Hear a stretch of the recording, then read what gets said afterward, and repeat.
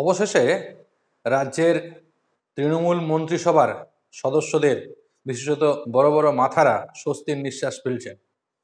তার কারণ 2016 সালের এসএসসির অযোগ্য চাকরি প্রার্থীদের সুযোগ করে দিতে গিয়ে যে মন্ত্রিসভার সিদ্ধান্ত মতো সুপার নিউমেরিক পোস্ট ক্রিয়েট করা হয়েছিল প্রায় 6000 মতো, এবং যার জন্য এর আগে হাইকোর্টের দেবাংশু বসাকের এজলাসে সিবিআই তদন্তের নির্দেশ দেওয়া হয়েছিল এবং বলা হয়েছিল প্রয়োজনে এই মন্ত্রিসভার সদস্যদের সবকটাকে ধরে নিয়ে এসে তাদের জিজ্ঞাসাবাদ করা যেতে পারে।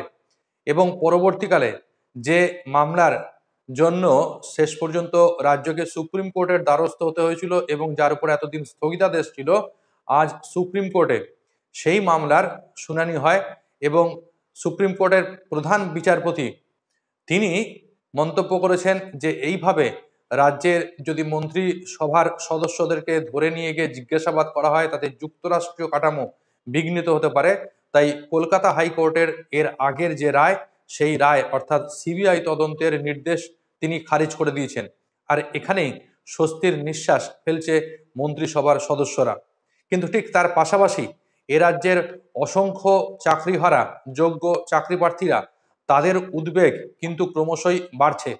তার কারণ গতকাল আমি জানিয়েছিলাম যে রাজ্যের মাননীয় মুখ্যমন্ত্রীর নেতাজি ইন্ডোর স্টেডিয়ামে সভার পরই তড়িঘড়ি করে এ রাজ্যের মধ্যশিক্ষা পর্ষদ সুপ্রিম কোর্টে গিয়েছে একটি আবেদন নিয়ে, যে আবেদনে তারা বলেছে যে যোগ্য চাকরি প্রার্থী যারা রয়েছে তাদেরকে এই মুহূর্তে স্কুলে যেন আসতে দেওয়া হয়। কিন্তু সেই মামলা মেনশন করতে গিয়েই তারা কিন্তু আজকে হোঁচট খেয়েছে, কারণ তাদের মামলা মেনশনিংয়েই ছিল ভুল। এবং সেই কারণে সুপ্রিম কোর্টের প্রধান বিচারপতি তাদের এই মামলাটি নিতে কিন্তু রাজি হননি। তিনি বলেছেন যেভাবে মামলাকে সুপ্রিম কোর্টে মেনশন করতে হয়, অর্থাৎ সবকিছু ঠিকঠাক মতো করেই যদি মধ্যশিক্ষা পর্ষদ মামলাটি মেনশন করতে পারে তাহলেই সুপ্রিম কোর্ট পরবর্তীকালে সেটির শুনানি করতে রাজি আছে। অর্থাৎ মামলাটি কিন্তু আদৌ মেনশনই হলো না, ফলত এই প্রক্রিয়াটা আরো বিলম্বিত হবে এবং এই বিলম্বিত হওয়ার কারণে এ রাজ্যের অসংখ্য যোগ্য চাকরি প্রার্থীদের উদ্বেগ আশঙ্কা কিন্তু ক্রমান্বয়ে বাড়তেই থাকবে। অর্থাৎ যারা যোগ্য তাদের যেমন একদিকে আশঙ্কার পরিমাণ বাড়ছে, আর অন্যদিকে যারা এই যোগ্য অযোগ্যের খেলা খেলে চলেছে, যারা এই সকল ঘটনার পিছনে দায়ী, সেই সকল কুচক্রী মাথাগুলো কিন্তু এই মুহূর্তে স্বস্তির নিঃশ্বাস ফেলবে। এর পাশাপাশি আরেকটি খবর দেওয়া দরকার।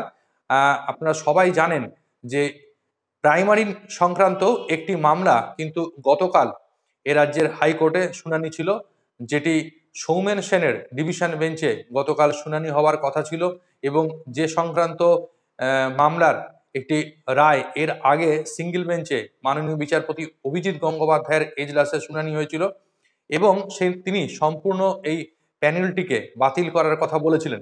কিন্তু গতকাল মামলাটি যখন সৌমেন সেনের এজলাসে শুনানি হওয়ার কথা ছিল তখন ব্যক্তিগত কারণ দেখিয়ে সৌমেন সেন এই মামলা থেকে সরে দাঁড়ান এবং সেই মামলাটিকে পুনরায় পাঠানো হয়েছিল প্রধান বিচারপতি, কলকাতা হাইকোর্টের প্রধান বিচারপতি শিব জ্ঞানমের কাছে, এবং তিনি এই মামলাটি পরবর্তীকালে শুনানি হওয়ার জন্য একটি নতুন বেঞ্চ দিয়েছেন।